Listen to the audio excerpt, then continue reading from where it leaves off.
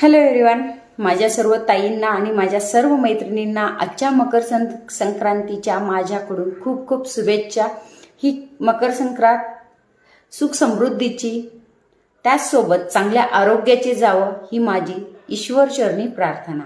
त्यासोबत तुम्हाला आरोग्याचा एक चांगला मूलमंत्र। सतत छातीमध्ये जळजळ होतंय, ऍसिडिटी होतीये, अपचन होतंय, तर हे चुकीच्या डाएटचे संकेत आहेत।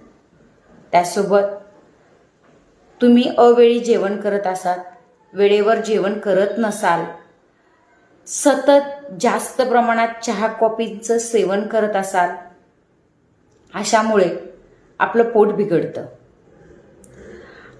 आणि पोट नीट असेल तर आपलं वजन कमी होण्यास सोपं जातं। अशाच मोफत सल्ल्यासाठी मला कॉल करा किंवा DM करा। थँक्यू।